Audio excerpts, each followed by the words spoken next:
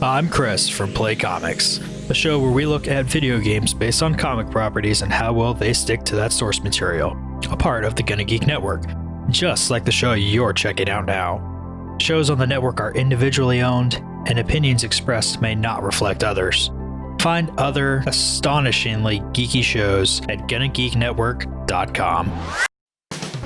This is the official GonnaGeek.com show. Each week, we run down the latest news and happenings in the world of geek.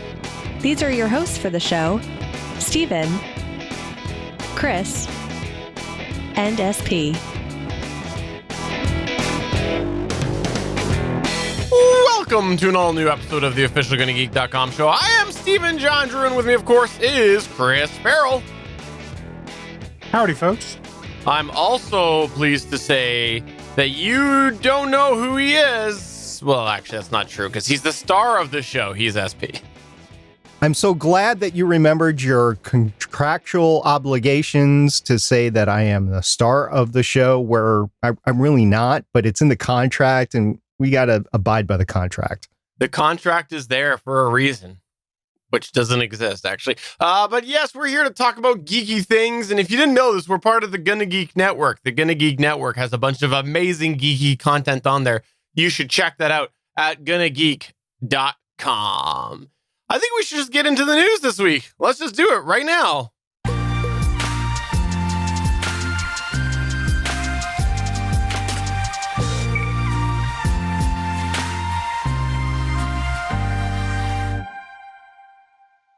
SP. Yes. Last week, I shared a new piece of knowledge that I learned about you, which was the fact that you like space. And I want to go and share something new that I learned about Chris Farrell. And I don't know if you know this, but Chris Farrell loves Zack Snyder. He thinks that he is one of the greatest film creators of all time. And I think he's quoted as saying the Justice League Snyder cut is going to be better than any other movie ever, end quote. I think Zach brings the pretty, right? So 4 hours of prettiness is what we all signed up for when we were watching Justice League, and we just didn't get our fill of it, and we needed more of it. And I think that a person like Chris, who loves the plot and the storylines as well, will get so much more of enjoyment out of a Chris Snyder 4-hour cut. So it's not only pretty, but it's going to be better story. Which takes us to this week's news point, which is all about the Zack Snyder cut that has been coming for a while. We heard about this last year, that they were going to be doing the Zack Snyder cut of the Justice League. And we also had heard that they were not only doing the cut, they were actually filming some additional sequences and things like that. And I've long dogged on the fact that this is not the movie that would have been, because it was mostly done filming when Zack Snyder had to leave. And yet he has to come back and do a whole bunch of new things.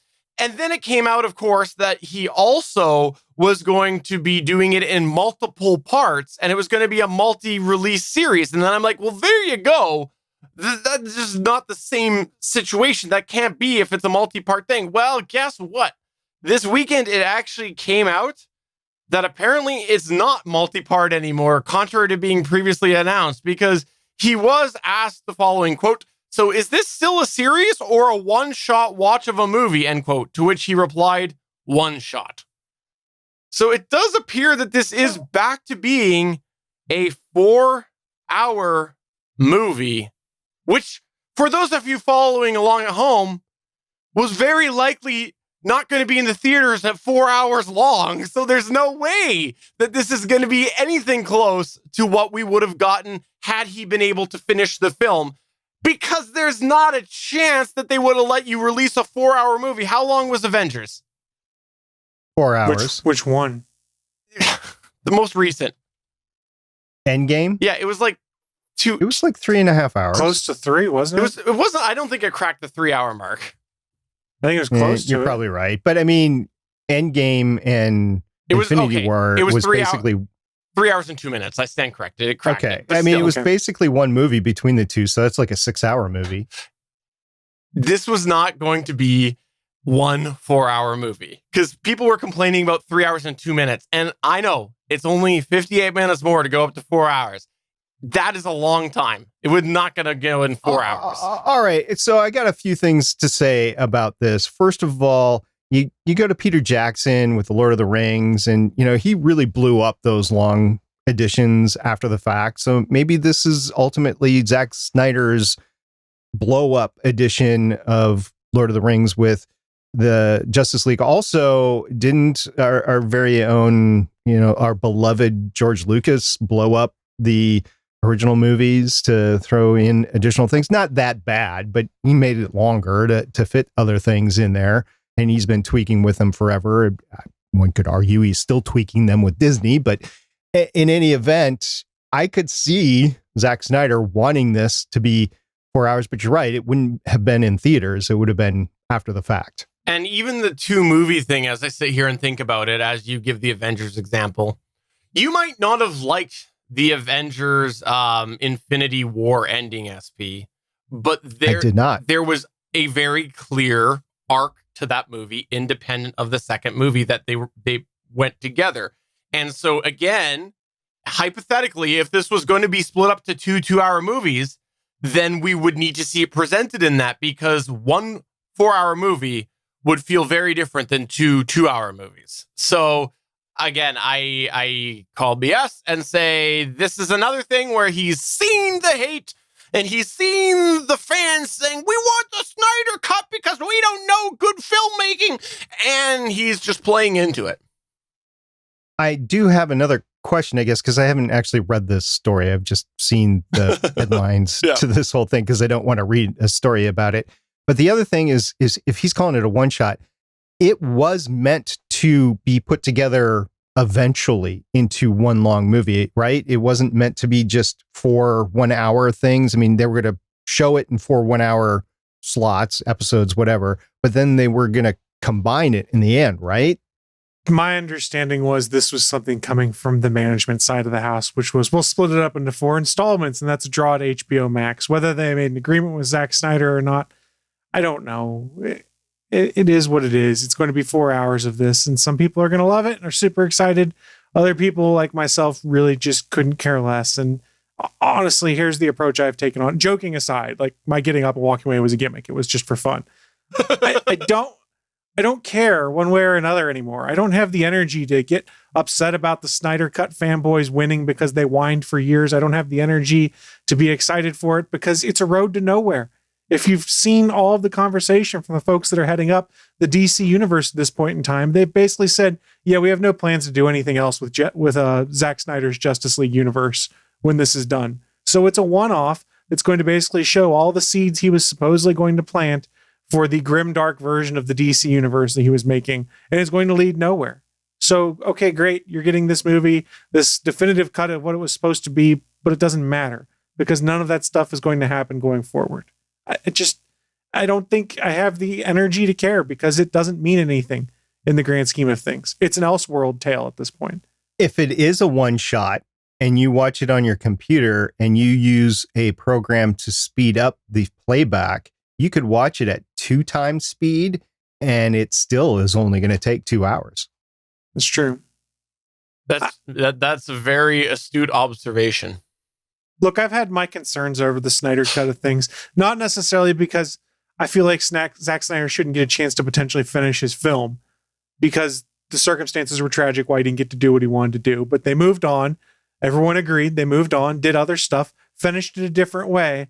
And then you had a bunch of people whine and cry about it on the internet for years, and they caved and decided, oh, we're going to release the Snyder Cut now, which I think sets a terrible precedent. What's going to happen now? People whine and cry because they don't like one of the Star Wars. Hey, I was one of those ones that whined and cried about some of the sequel trilogy stuff because I didn't like it.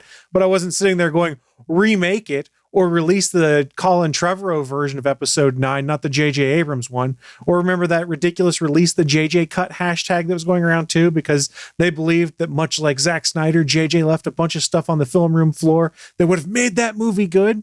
No, this is just a bunch of people and some had pure intentions, but a bunch of people that bitched, moaned, cried on the internet, made fools of themselves, and won in the end. And that's what really annoys me the most about this, is the negative aspects of this release, the Snyder Cut format movement, that won. And now they're going to be like, ha, we trolled, we won, we got this. And now they're going to expect more of it going forward.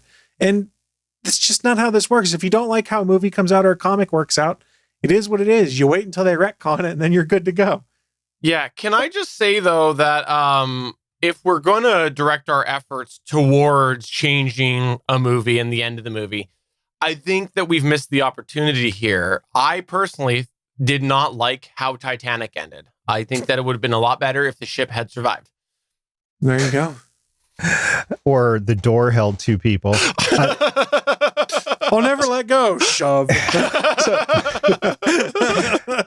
So, Chris, I have an honest question, and I know our listeners are going to have this question. Sure. A lot of people didn't like the DC universe for a lot of different reasons. I mean, I know we're still in it because we just had Wonder Woman 84 come out, which is technically part of the same universe. But if you wanted to fix it after, let's go after Justice League. If you wanted to fix the DC EU, if that's what we're going to call it, after Justice League, what would you have done differently? And what would you do that hasn't been done yet to fix the DC EU? Embrace the aspects that worked, like Shazam. I thought was delightful. It was great. They realized you don't have to try and make a grim, dark superhero movie. And this has always been my problem. And I'm not trying to take a shot at Zack Snyder, but this is how I feel about him as a filmmaker. He makes pretty movies, but not good. And they're always grim, dark.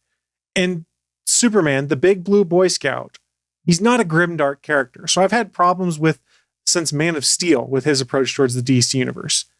And say what you want about Joss Whedon, he gets Superman. Like the Superman we get, you can tell what was written by Joss Whedon and what was written by Zack Snyder's team in Justice League. There's cognitive dissonance there because you look at it and you're like, this is the big blue Boy Scout and this is me sad, Martha kind of thing. I mean, and I'm oversimplifying, but I feel like they tried. I think that was the essence of the movie. I mean, in all seriousness, though, I think they tried too hard to try and embrace the grim, dark aspect because that's what we got in Chris Nolan's Batman movies. Right. Like, okay, let's apply that to Superman.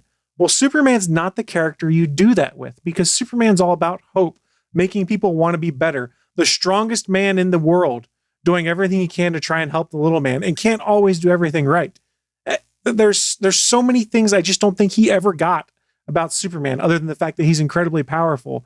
And I think that set them off on the wrong foot. And I think if you want to take one of the big three and feature them, I think Patty Jenkins did a great job with Wonder Woman. Now, Yes. Act 3, we can all say fell apart a little bit. And she pretty much said that was interference on high that caused Act 3 to go how it did. And to be fair, I haven't seen Wonder Woman 84 yet, but I think Patty Jenkins has a really good understanding of Diana Prince and has established a really good rapport with Gal Gadot in how to portray that character on the big screen.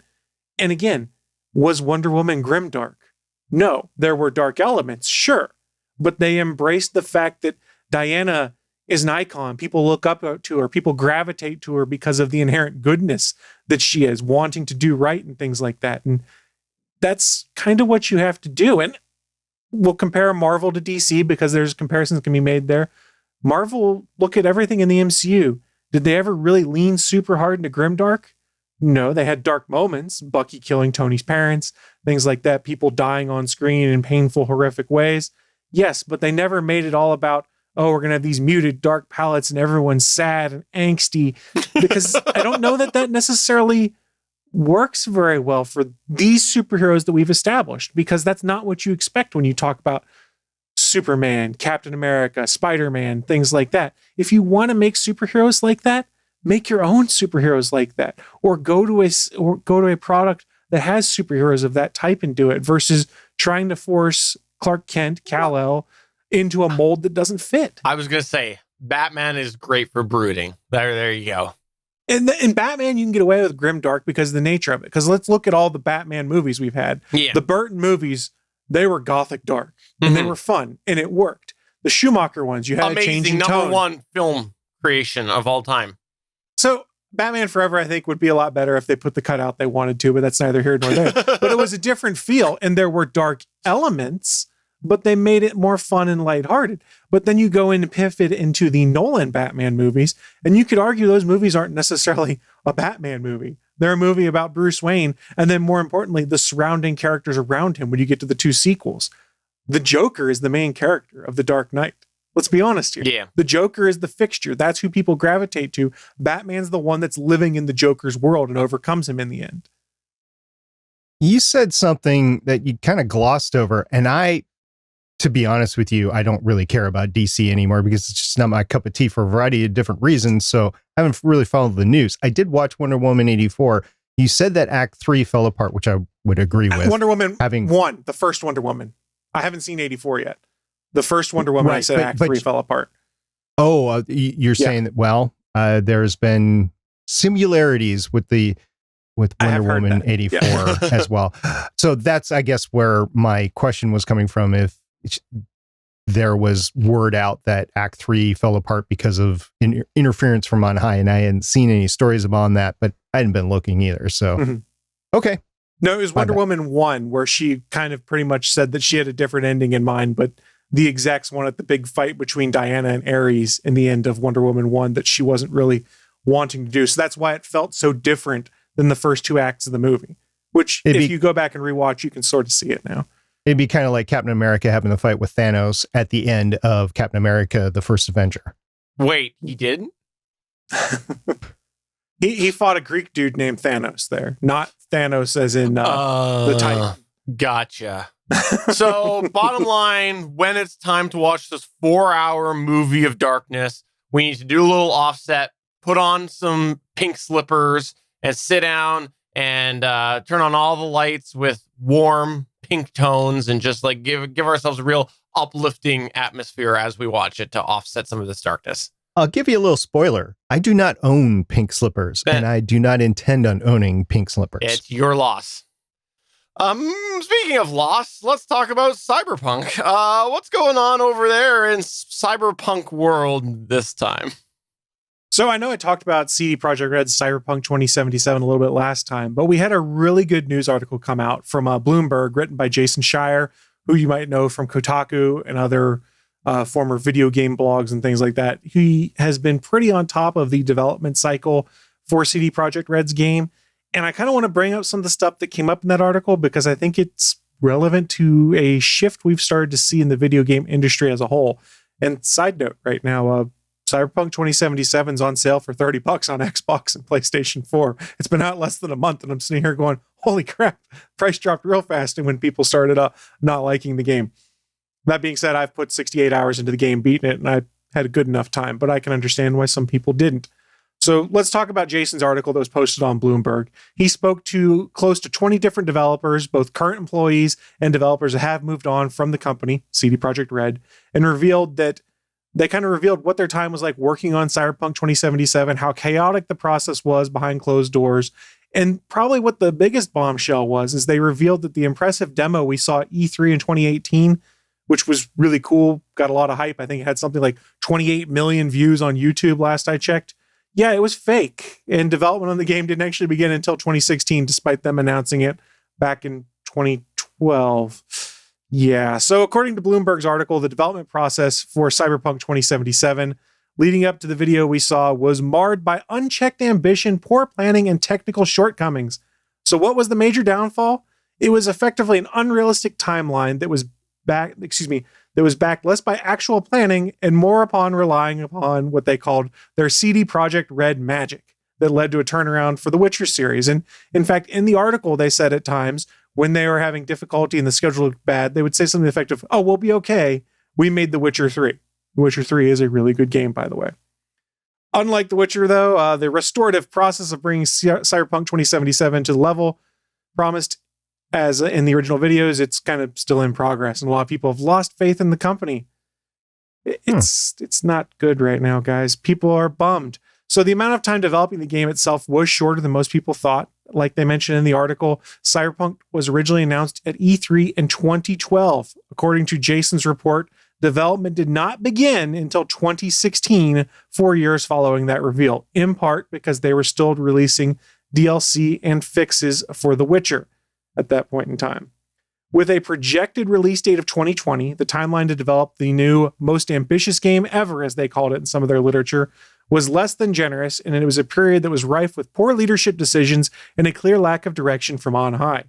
Looking back on scrapped content that we saw, such as the ability to have car chases where you could lean out the windows and shoot, you could wall run, you could use your mantis blades, which are blades that pop out of your forearms like a praying mantis blade, to hang off of walls and drop on people. A lot of these things were cut out because they were things that were promised to look cool, and then they realized the development and making it was tough to do. And a lot of these really cool elements are things we saw in that 2018 demo, where a lot of people were going, oh my God, this looks amazing. This game is going to live up to all the hype.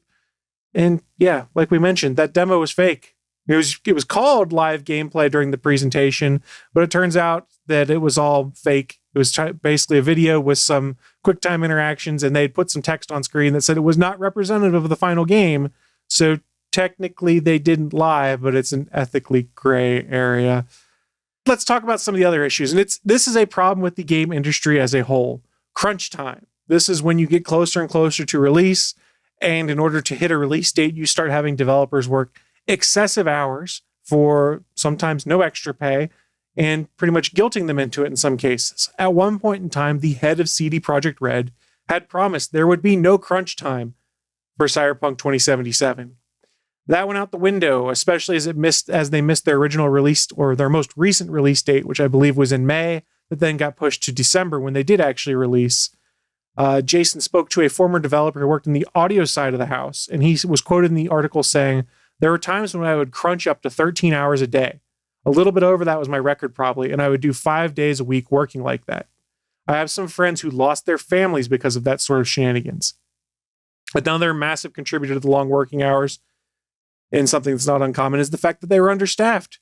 And despite the increase in workload and ambition, they didn't hire a bunch of new folks. Because if you're familiar with this game, it's supposed to be an open world RPG that also kind of blended a lot of those open world driving elements you would see in the Grand Theft Auto series that Rockstar has kind of pioneered and arguably is the best at this point in time, but has a huge staff to do it and a lot of back history, which they didn't have on the CD Projekt Red's team. So there was an issue with crunch. There was an issue with the schedule. There was an issue that they, kind of lied to us by saying things that would come in the game never really did.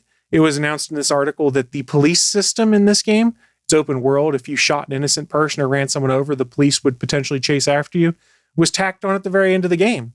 And I went, okay, this kind of makes sense because accidents happen in this world. You're in a car chase, you accidentally run someone over, it'll cause the police to come after you. The problem is the police don't just drive up out of somewhere to start chasing you. They spawn right behind you and then chase you. Now, it's easy to get away, I found out. If you just floor it and go straight, eventually they give up. So the police system in this game, kind of broken. Going back to the crunch, though, there was one interesting thing that Jason had brought up on his Twitter account. It didn't make the article, but he did post some stuff on Twitter that didn't make it. One CD Projekt Red developer told their manager they didn't want to work overtime. Their CEO had said that would be okay. Fine, the manager said, but one of the other coworkers would just have to work extra hours to make it up for them. A lot of other developers shared the same story. So even when they said they weren't going to have crunch, it was effectively a guilt trip saying, well, if you don't crunch, we're just going to make this guy crunch. And it's a problem. This is a reflection of the industry as a whole. We've talked about it a little bit. I think I brought this up talking about both Anthem and Mass Effect Andromeda, which are Electronic Arts games, big production studio, where a lot of what happened there is they didn't get development started until late because they kept changing their plans for what they wanted to do. They started using a bunch of tech they weren't familiar with, trying to make it work. It didn't work out very well. And in BioWare's case, they literally said they were going to rely on the BioWare magic to get them through because Mass Effect 2, Mass Effect 3, some of the Dragon Age games, they came up to the very wire, but they got them out and they were really good and highly reviewed. So they sort of started buying into their own hype. So the problem we're seeing here is crunch is becoming insane because the schedules are shortening because the big studios want to get these games out to make a bunch of money. And then they're not working quite right. And then we get, in CD Projekt Red's case, a timeline they've put out of how they're going to fix the game going forward for everyone. And this is a multi-year effort they're going to have to put into it, starting with a large patch that's supposed to drop sometime in the next 8 days as we record this, another patch in February that's supposed to drop to make things work, and then starting on their roadmap for free DLC, next gen upgrades, multiplayer updates. They've got a lot of stuff to fix. And I think the problem is it's broken already. And as some other YouTubers have put it, Wood Hawker, who runs the Beat 'em Ups channel, did like a 50-minute review of Cyberpunk 2077. He's someone who'd been excited for it since it was announced. And he basically came out in the end and said, they lied to us. All of these things they promised, I don't know how you just patch that into the game because the framework isn't there. So while I enjoyed my time with the game, I think it's because I wasn't one of those folks that starting in 2012 was super hyped and excited for it. I was one of those folks that about 2 years out went, oh, this game looks pretty cool. I probably want to play that. So I didn't have that level of hype and expectation built up to then get disappointed by management issues, timeline issues, scope creep, crunch, things like that. I don't know how you fix this in the industry, but it's obviously a problem now when we've seen it with multiple game releases coming out. And I just don't know what to do, but this is a really good article. If you have a chance, go check it out. Jason Schreier wrote it. You can find it on Bloomberg. The only thing I would mention to you is Bloomberg only lets you read 4 free articles a month. I'm already out of my 4 free articles because I've read a lot of his content and went, maybe I should pay for Bloomberg content now because I'm really enjoying Jason's work. Okay, so let's start with the whole crunch thing. Yes, it's a huge problem. We have talked about it before on here, and I agree. It's something that needs to be solved with the whole industry. However, it also ties nicely into the next point I'm going to make, which is that, and listen to me, if you are one of these people, listen very carefully.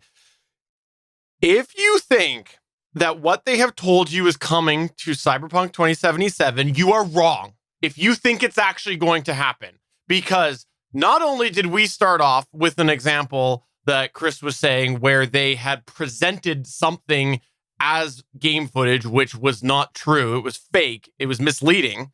They also said in this same discussion that they were not going to have crunch. And again, they had crunch. But go back a couple weeks, and what were we talking about as well? Where they said they went and they gave an example of the game to everybody, and they barred their reviewers from saying this was only played on the PC, and they had to not specifically disclose that. So again, it was shady practices as well with that.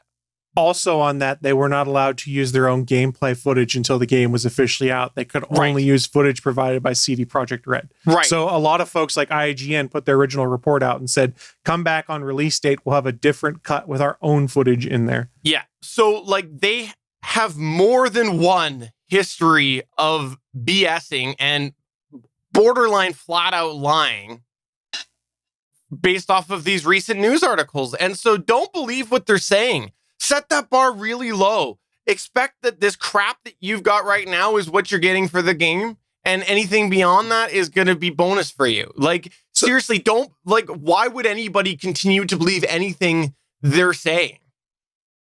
Here's the thing.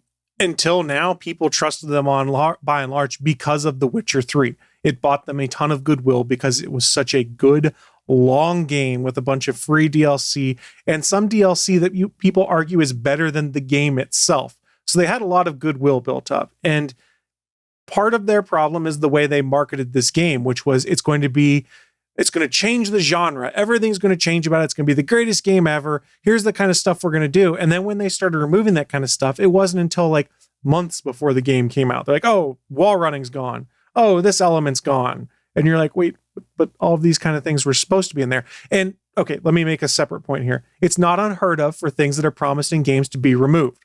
But generally, they're a bit more upfront about it before the game comes out, and you'll find out about it versus a few weeks before a game comes out, and you're like, wait, what? This isn't what was promised. So part of it is they did not present themselves very well when they were removing things, and they kept the hype level way too high because they thought they could fix it because they made The Witcher 3. Honestly, that's the mindset that seems to have come across here is we're going to pull this together at the last second because of everything we've done before, which is a problem. We've seen it now with 3 AAA titles I'm thinking of off the top of my head where that didn't happen. Apparently, I don't know as much about game development as I thought I might know because I'm unfamiliar with timelines involved. I'm speculating on companies and stuff like that. But the one thing that I will just bring up, just because I'm thinking about it, is that I am concerned about how you would fund a multi-year game development. A lot of the venture capitalist funds or even R&D funds of existing companies, they don't really project past 1 year, let alone 2 years. And then if you have a game that needs to really be figured out over the course of 3, 4, 5 years, that is a long R&D tail. And I'm not sure how you get the financing for that. Vaporware. Apparently. So because of that, is it really possible to make games in that sort of timeline, or is this whole crunch time thing, it's just a factor of the industry that's never going to go away? Depends on who owns you, is what I would argue. Is you can either be a small independent studio and you can take out a bunch of loans to make something happen, hope to hit it big, and then continue your dream, or you can get bought up by one of the big players who believe in what it is you want to do. And we've kind of seen it go both ways. BioWare was kind of on their own, put out some great games. Electronic Arts bought them, and then everything became a lot more focused on we have to hit this date. Consequences be damned. We can fix it later if we need to. It's a tough business, and crunch has become acceptable because we want to play games. And honestly, the only way to combat crunch, which isn't going to work, would be to be like, no, I'm not going to buy that game. Yeah.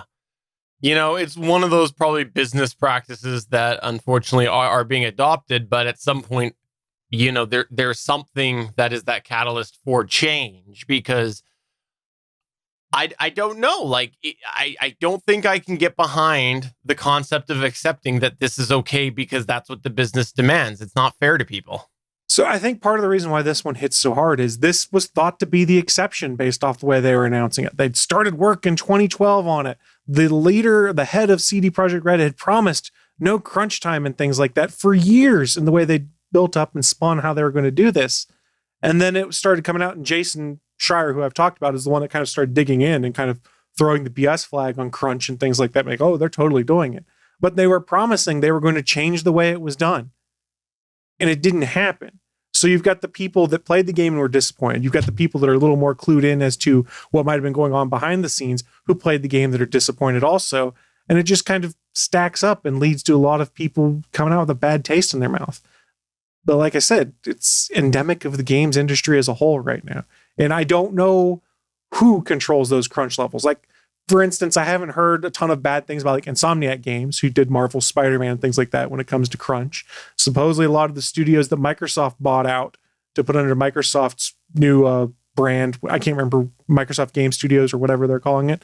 Supposedly they have actually shifted release dates out by the request of the studios they've bought to alleviate crunch and to make sure things happen. So I don't know. And that's why you need people that are, for lack of a better term, investigative reporters in the games industry that can kind of dig these things up and bring them to light to be like, hey, here's the problem with what we're seeing in this industry.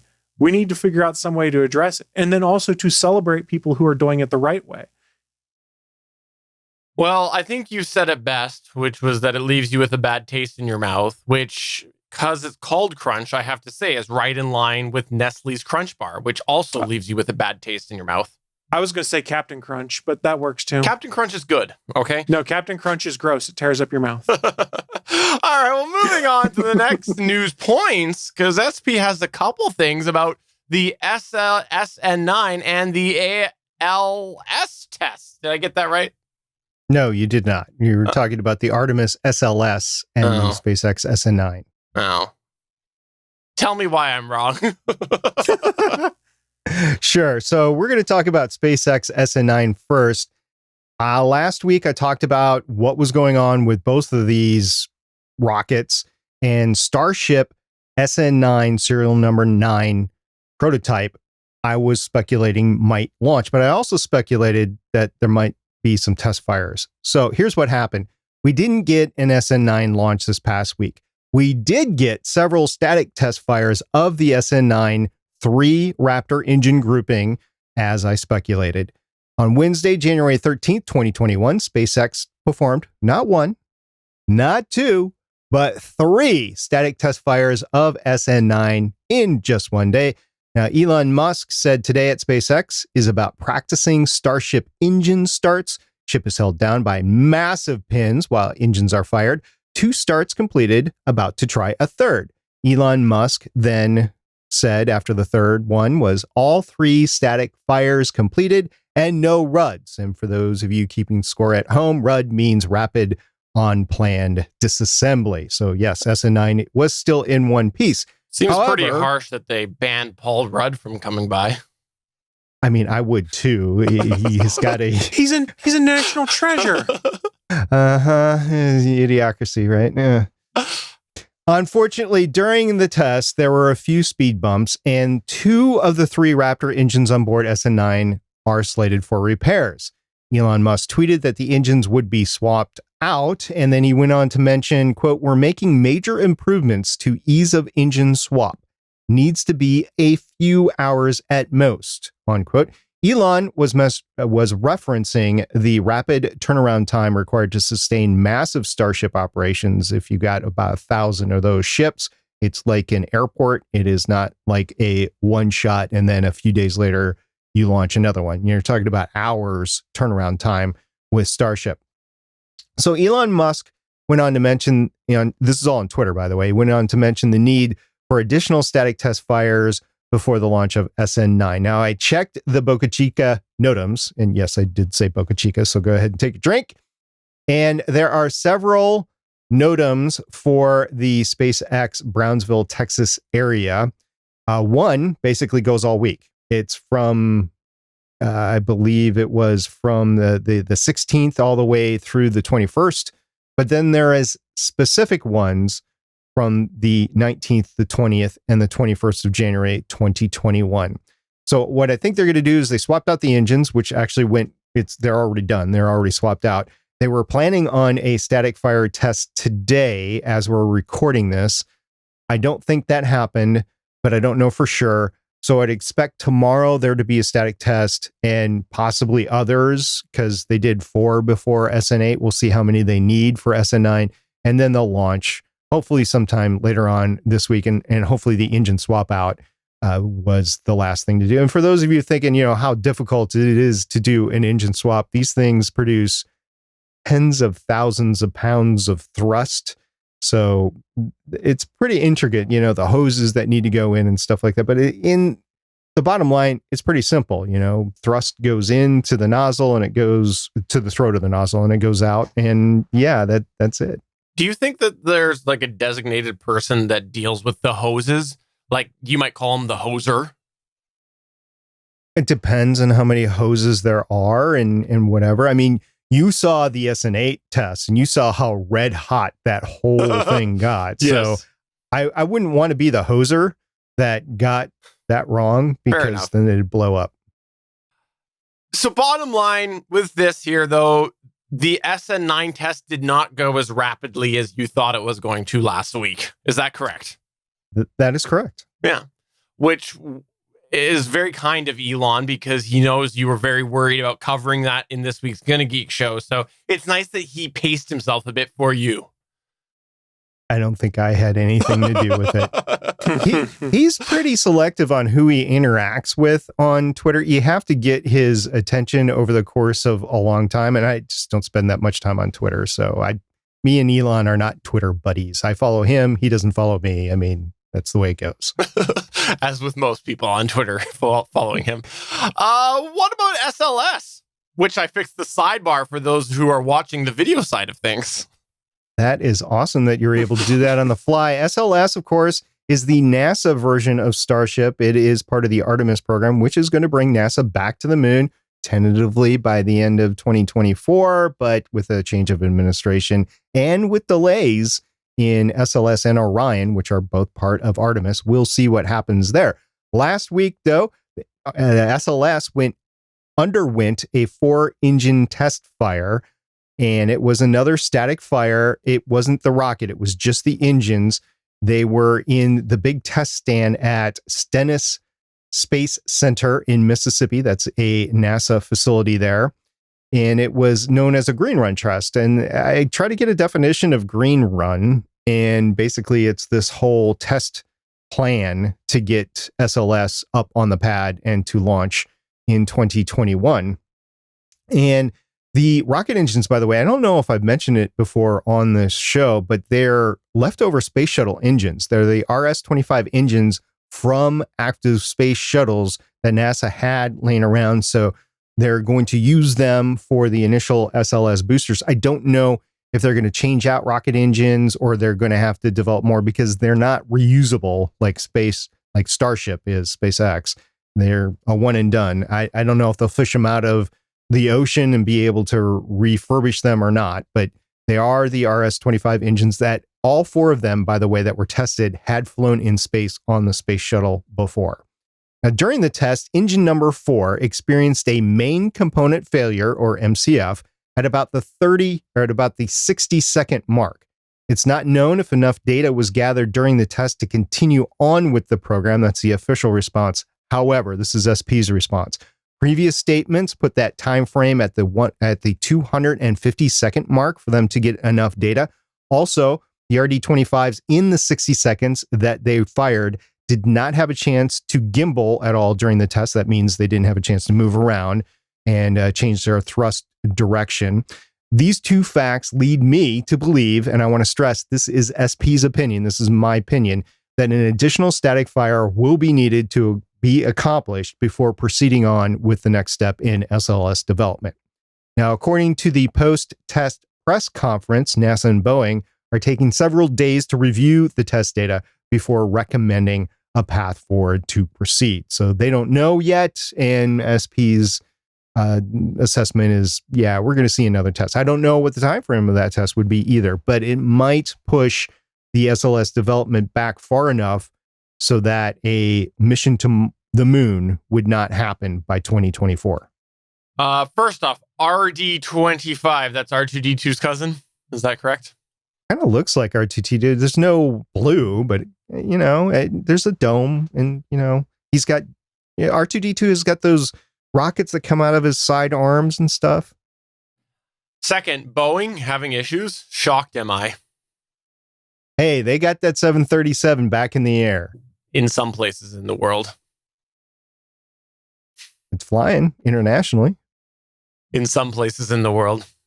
Internationally is the world. And so some aviation bodies have approved it. Some have not. Anywho, I just wanted to take the shot at Boeing because it seems like they're just falling behind in this whole situation. And do you think that the mission to the moon could get canceled if they were delayed long enough? Do you think the next administration could possibly go, let's redirect? I don't think so, because I think both Russia and China are aiming to get back to the moon. And I think it is within the United States and, quite frankly, within Canada's best interest for the SLS to work to get back to the moon. So, no, I don't think it'll be canceled. All right. Moving on to the next news point here. Let's talk all about custom. I won't say it. A word. You know the A word I'm saying. ALEXA. This is something that I came across this past weekend and was a little bit surprised because I didn't know that this was happening. Amazon is apparently looking to offer their A-word infrastructure, basically the building blocks of their voice assistant, to other vendors to be built upon. And the first big company that is taking them up on this is Fiat Chrysler. Apparently, they are looking to take the Amazon Assistant and make it into their own little platform sort of thing that will go into their vehicles. Now, apparently when this happens and the company agrees to building off of this, they're going to be able to customize the underlying system in there, which includes their own custom wake word and other capabilities of the Amazon voice assistant, which will probably not be called the Amazon voice assistant. It'll probably be called something stupid powered by Amazon or something like that. But my question with this, because not only was I curious about this because I hadn't heard about this whole program, but the fact that we've got Fiat Chrysler here looking to get into this, how do you guys think that this might potentially impact Android Auto and Apple CarPlay if all of a sudden manufacturers start to do this? Or the reverse, what do you think that Apple CarPlay or Android Auto might have on this sort of concept of companies getting back into their own voice assistant in their cars and things like that, because I felt like we were past that and our ship had sailed on that, and it was more accepting like people would just use their phones. But I'm kind of curious, what do you think about this whole potential of an established voice assistant that works like the Amazon A word being put into vehicles like this, but with a makeover? Well, we're already seeing it.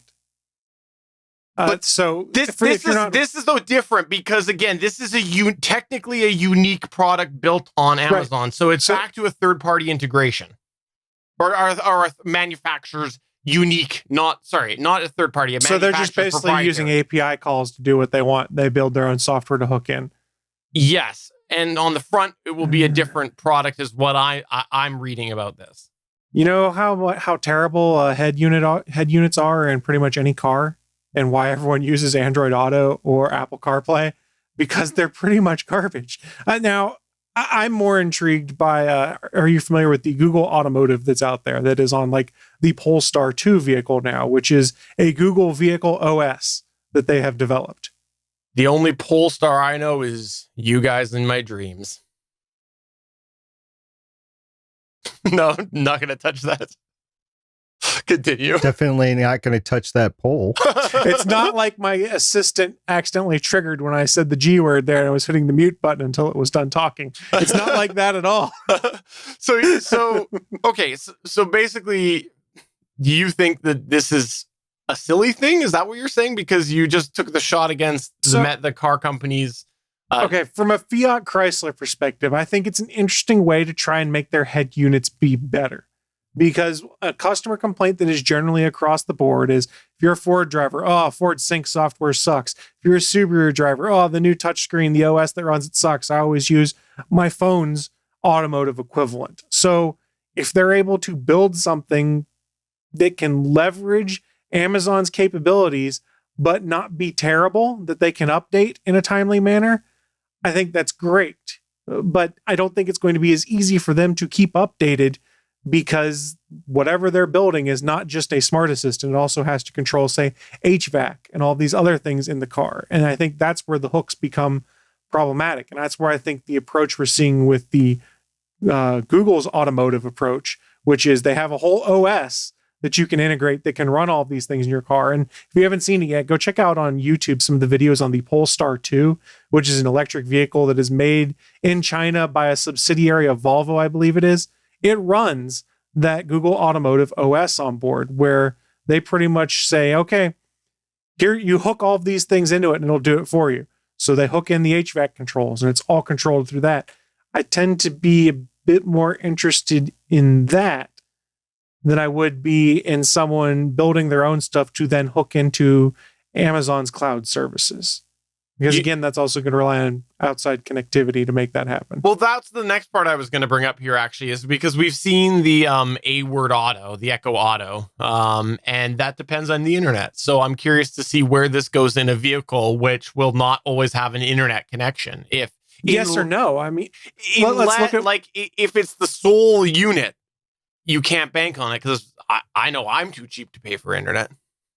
But we're starting to get to a place now where some of these folks are looking at, how do I make this connected car experience better, which is they might give you the free connectivity to basically run the basics. And if you want to do extra stuff, then you would pay an additional data fee. Because I think Tesla's doing something similar. They have their premium data services now versus everything used to be under one banner. And you don't necessarily have to pay for the premium version to get everything. So I think we might be getting to a point where wireless connectivity is prevalent enough that you don't necessarily have to have your cell phone be that link to reach back out. You could just put a cellular modem in one of these vehicles. Like my car has a cellular modem. I've never turned it on, but it has one. I burned through my data playing one YouTube video and I haven't added any since then. I could have gotten unlimited data in my car for $20 a month. And I was sitting there going, well, if it's fast enough, I could just turn off the data at my house and just have my car hotspotting all the time. SP, what's your thoughts? First of all, Chris, that would work provided that your car would be able to get the internet in, like, say it's parked in the garage and you have a medical garage that would act like a Faraday cage. Correct. That's where it'd be work. problematic. Yeah. So yeah, I've got a few things to say. First of all, I'm not sure what I was watching, to be honest with you. It could have been the news, could have been some sports ball game. I don't know what it was, but I saw a commercial for a Ram truck, and they were touting the first ever 10-inch screen in a truck. And I was thinking, that can't be right, because my Jeep, which is a 2017, has a 13-inch screen, I believe. It's at least 10-inch. I'll have to go look at it again. Since 2017. Maybe they're technically right. It's the first 10-inch. People have done 13s. They've done 9s. They've done 11s. But it's the first 10. Yeah, that could be it. And then I have to choke about all these awards that these car companies put on their ads, because the awards exist basically to give that car company the award. So it's not really a all-encompassing award for the entire automotive industry. It's a paid-for award so that they can then say, hey, we won an award, sort of thing. I mean, we could start the same thing for Gonna Geek and have hey, we had the Gonna Geek Award for the best podcast in 2021, paid for by Gonna Geek, sort of thing. So yeah. Why would anybody make their own awards up? That's just silly. Yeah. Just to feel self-important, I guess. And the Mercedes, I believe, came out and they said they were going to do a complete digital dashboard. And by that, I mean like the entire dashboard is a glass dashboard. It's not like a dashboard with a screen in it or part of the screen works. It's the entire dashboard is going to be capable of projecting some sort of digital thing that you could read or whatever.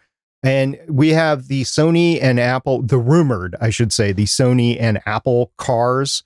They're companies that are actually going to make cars, although there's speculation on whether they're just going to build capabilities to throw in cars, a lot like what Amazon just threw in there. So it's really hard to say where the automotive industry is going to end up. There's just a lot of possibilities out there, and it's going to be a factor of what the market is going to bear. Right now, there's a lot of chip unavailability, and it is causing car production issues where these big automotive companies are going to have to shut down or greatly reduce the amount of cars that they can produce because they just can't get the chips to go in there. So that's a 2020, 2021 problem right now, but I don't know what that means for these big companies. However, since we were talking about AIs, I want to specifically say, wasn't it just like 1 year ago where all these AIs were going to start to be interoperable, and it doesn't matter which one that you use? And if that's the case, it really doesn't matter what's in the car. If it links to something else, like through your phone or something, it really doesn't matter. Yeah, companies lie. No. Well, I look forward to finding out what AI you come up with, SP, because that's the takeaway I'm going to take from this whole thing here. Oh, you thinking that I'm developing an AI? No. I welcome my AI overlords, and I will be the first one that's torched by Skynet or whatever it's called. All right, well, moving on to our second to last news point of the night. Chris, 6 seasons, Anna? A video game. We don't get the movie yet, but for those that aren't familiar, Community is a sitcom that started in 2009, ran until 2015, got their 6 seasons, and one of the gags in the show was hashtag 6 seasons in a movie. Well, we didn't get the movie, but we did get a video game. And this is not like an official Sony released video game, but it is an interesting fan released game that is available on Steam now that you can download for free. It is a community themed paintball shooter. The description reads, "This is completely free, volunteer made, multiplayer satirical parody of common thematic elements found in American broadcast television series. Yes, that's an actual word, which is a riff on a lot of things that we've seen in the show Community. I knew this game was coming up because I was following their subreddit where they were talking about development and reading some of the demo runs that they had done. So the arena for these paintball matches is Colorado's Greendale Community College, the setting of the sitcom Community. The name is an homage to a line from the show that was eventually turned into a hashtag and rallying cry like we mentioned. They got 6 seasons, not the movie, but there is the fan-made game that was released on January 9th. If you go on to Steam right now, it had 300 reviews, with a positive rating. There was one post with criticism for the game's competitive metagame and UI, but the rest of the reviews are all community references and gags, which sounds like a lot of fun. I have not had a chance to download and play this game yet. I will probably give it a try this weekend, but a free online paintball shooter that has a fairly active subreddit where the developers are talking to folks about the way ahead. At the very least, it'll be fun just to go explore Greendale Community College like I've only seen on TV screens or other screens of some kind. I mean, I still want the movie, but 6 seasons in a video game is not too bad. All right. So what do you think? Better than Cyberpunk 2077? I don't think they're on the same kind of scale. It's not the same type of game, but I would argue that they are probably handling their development approach a bit better, but it's also a lot smaller in scope, in the fact that I don't think they made a bunch of promises of things that would be there that they couldn't deliver on. This is an indie volunteer project. It's not fair to really compare it to one of the big studio projects. Just say yes so that we can say that, look, small little company did better than big company. Well, I don't know that it's actually a company. I'd have to go back and look. It just seemed like it was a group of volunteers that banded together to make a cool game. This isn't the first time that's happened, though, because there are folks that made their own version of Journey to the Center of the Hawkthorn, which is an episode from season 3 of Community where they have to, in show, go play a video game so that Pierce can get his inheritance. It's like the 8-bit episode of Community. There are people that actually made Journey to the Center of the Hawkthorn as an 8-bit playable game, which is out there also as a fan-supported initiative. Well, I look forward to finding your review when you play it. Fair enough. And lastly in our news, actually before we get there, SP, let me ask you this. Ask. Why do I not own a telescope?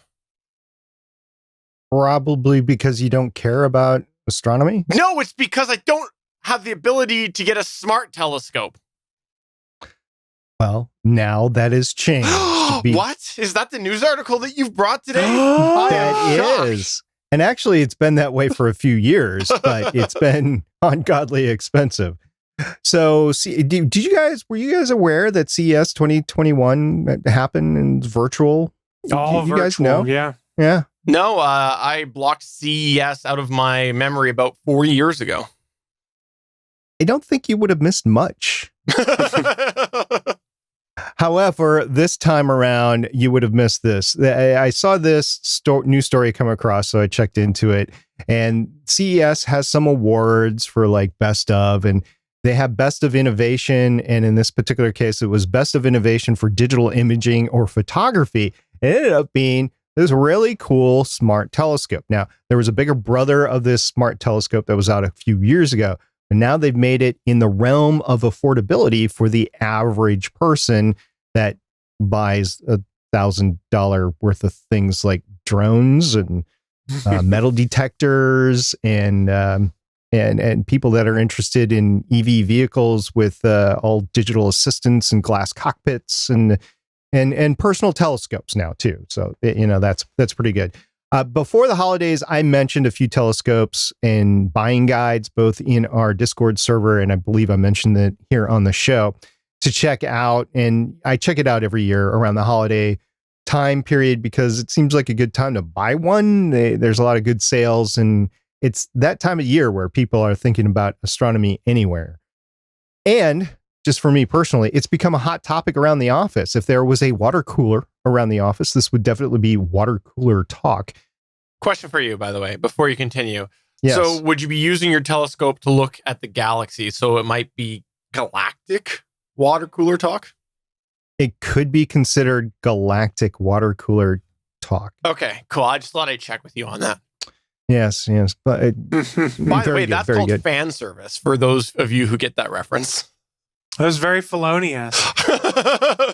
There's at least one person in our live chat right now that would get that reference. Anyway, over the past 6 months or so, we've been talking about this in relation to low light photography, the cameras in our cell phones, and the apps. We talked about the apps a few weeks ago that you can get on your phones, your iOS phones or your Android phones, and combine that with photography.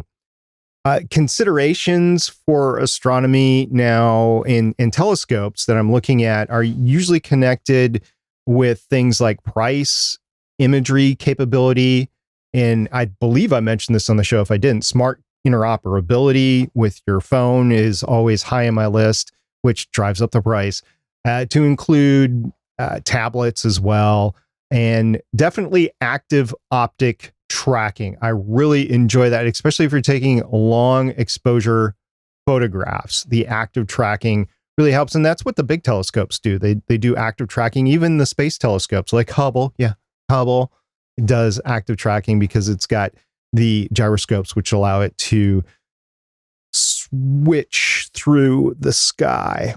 Anyway, a few years ago, Vaonis, which is a French startup company, debuted a very pricey Stellina smart telescope. It was about $4,000 US. The Stellina, therefore, is outside the price range of most home hobbyists, including me. I'm just not going to spend $4,000 on something like that. But there were many astrology buffs and astronomy buffs that acquired one, and the results have been, pardon my pun here, stellar. They really have been good. If you take a look at any picture that has been taken by the Stellina and that has been posted online, they are phenomenal. And there's a lot of reasons for that, and we'll get into those reasons in a little bit. But a few months ago, Vaonis kickstarted a smaller brother of the Stellina called the Vespera, Vespera, and they took it to the virtual 2021 CES. So they didn't actually take it, but they had it on their website. And you know what? I don't even know how virtual CES is working, but it was part of virtual CES 2021. It won the Best of Innovation Award for digital imaging or photography. It has a price of about $1,500, although I've seen ways that you can get it about $1,000. It becomes slightly more affordable. Now, this telescope, it's portable, it's small, it can definitely fit in a school backpack. It has Bluetooth capability to connect with your phone or your tablet. It can actively track on its own any object in space. It's got a 4-hour battery. It has the best Sony low light sensor that is available on the market today, which is very important when you're looking up at the sky. It uses advanced digital photography combination techniques that we're seeing on the latest iPhones and the Pixels and all the latest phones to make the best image possible. Basically, it takes several different photographs and combines it into one really cool photograph. And to be honest with you, it looks a lot like Eve from WALL-E. Eve! It's impressive, if you ask me, and I definitely want one. And basically, it's got 3 tripod legs that you just stick out, you put it in the ground, you link it up with your phone, you get the GPS coordinates. It takes an image of the sky to make sure it's pointed in the right direction. And it just, you say where to point it, and it's got a library of things that you can point it at, and it will just stare at it and give you great photographs. I think this is the future of astronomy, and at least on a personal level, and it's pretty pricey, but gosh, this is something that I definitely go out every night I got a chance to use. So I think it's pretty neat. 2 things on this. Number 1, I think you should remind yourself that you have a semi-successful YouTube channel called Gonna Geek Gear that we all contribute to that maybe you should try to leverage, because I think it would fit great into our target audience, and maybe you get a sample product. You should reach out to them. I will attempt to reach out to them, yes. Secondly, here's the most important question. Can I use it in the same way that I have used my telescope before, which is to peer on my neighbors? First of all, do you really have a telescope? No, I don't. I was making a joke. Okay. But Good, if I did... Because if you did, I would find a way to get into your neighborhood Facebook group and inform everybody who the Peeping Tom was. You know what? But he has a periscope that comes out of his roof. Steven just pushes his chair to the side and goes and pulls the periscope down. And kids, take the wheel. Dad's got to use the periscope. No, seriously, I hope that one day you get something like this. I would love to hear what your thoughts were on it. Yeah, apparently, the bigger brother out there, which has bigger optics, and it would have older sensors on board and older ability to track and stuff like that. But it is a bigger, more capable telescope, and it has done phenomenal things. Now, one thing I would worry about is that people would just go out to their backyards in the middle of the light pollution and think they would get as good of pictures as they would if they were in a darker location. Right. So I would definitely want to take this somewhere. I wouldn't want to do it out of my backyard. I would, if you're in a subdivision or in a city, I would want to take this somewhere where you would have lower light pollution so that you could get the optimal effects from it, especially since it's smaller. But just think of this in terms of a really, really, really big smartphone camera, because that's really what it is. It's a smartphone camera with all the great optics in there. It's just got bigger optics, even though it's not huge. It's bigger optics. And then they do the same digital processing on board to get you those better pictures, the same digital processing that's done on you guys' Pixel Buddy phones. With the astrophotography mode, excuse me.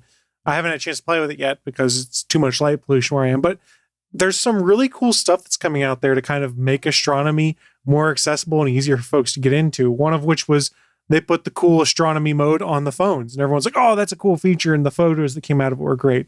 But even simpler, going back to like the advent of the smartphones, was some of the apps they put on there that based off your GPS and camera, you could put it up there and it would like start identifying stars and stuff for you. There's some really cool stuff that's out there right now. And this is a cool advancement. Yes, it's a niche product. Not everyone's going to want it, but it's really slick. And I could see a lot of people having fun with it, especially folks who are big into amateur astronomy, because it makes your life a little bit easier with all you're having to lug around, or people that want to get into it because like, oh, this is just another tool in my bag that connects to my devices. This is awesome. Let's have Sherman set the Wayback Machine to actually forward in time, and let's go fast forward to 2025. The first, second, third Starship is actually on the way to Mars. Wouldn't it be great to be able every night to go out somewhere and take a look at where that Starship is as it gets closer and closer to Mars in relation to other astro objects out there? And because it's stainless steel, it reflects light like a mother. So it's just going to be capable of being tracked like that from home telescopes like this. This is going to be big in a few years. So if you want to wait a couple of years, I mean, if that's your goal, ultimate goal, wait a couple of years until the price maybe comes down, or maybe there's more options out there for this in a lower price range, and grab something in advance of these missions. That would be great. And if you want to do it for the moon, the missions to the moon for Artemis or whatever, you're going to have to grab one a little bit earlier. So there's unlimited number of stuff that you can do, but I really think the excitement over that first trip to Mars is really going to push a lot of this consumer goods like this. Yeah. Before we take the time travel machine back, while we're still in 2025, can I just look something up? Yeah, stock prices. No, looks like they still have not fixed Cyberpunk 2077 yet either. Still not fixed. I figured he'd be going for the sports almanac so he could take it back with him. Just like Biff. Is Brady still playing? Is he winning more Super Bowls? That's what he'd be worried about. All right, well, that's going to take us to the end of the show. Before we go, Chris, is there anything that you would like to plug or promote? Just a friendly reminder, we do have a lot of live content on the Gonna Geek Network. So if you're over on geeks.live where we stream this, just scroll the page down a little bit. You can see a calendar of all of the upcoming live content. So please go check out some of those other shows and tell them that we sent you. SB? We are covering WandaVision on Legends of S.H.I.E.L.D. right now, and we're doing that 5 p.m. Eastern time every Sunday. We just did the first 2 episodes since the first 2 episodes dropped on Friday. We did the first 2 episodes yesterday, and we look forward to doing the next 7 episodes. I thought it was a 6-episode season. I was corrected, as I often am during the podcast, by my 2 co-hosts. I said, no, SP, we don't have 4 weeks of this. We have 7 more weeks of this. So I'm really excited about that. Oh, so it's 9 episodes total. That's what they were saying. Oh. First off, I was singing the WandaVision theme in my head because that's a great theme. Which one? Exactly, the second one. There was 2 I think of the them. second one. I think I'm thinking the second one. Okay. Second, I have to say, I really look forward to seeing where they go with WandaVision. Definitely blindsided a lot of people. 100% can understand why people would feel that way if they didn't look into it.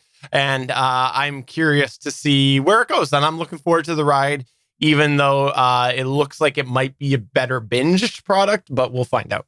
We'll see. We will see. I won't go into spoilers, but having a weekly podcast, I like the ability just to stop and talk about it. Yeah. Because all the other shows that have released all in one bucket, it's really hard. Like the whole Defenders Netflix universe, that was one of the reasons why we didn't really cover it when it came out and covered other things, because we knew we could always go back and binge it, and it was just all released in a binge. This is done on a weekly basis, and I'm really enjoying that on the streaming services. Even Discovery, was like that, and I think it's better. But for episode 362 of the official GonnaGeek.com show, I'm Stephen John Drew saying, sing along with me, WandaVit. No, I won't do it. We're going to be taken down. I'm Chris Farrell, and I still don't care about the Snyder Cut. I'm SP. Come on, send me your demo telescopes. I will test them out for the Gonna Geek Gear channel. He'll do it, 100%. Bye. I will. Bye.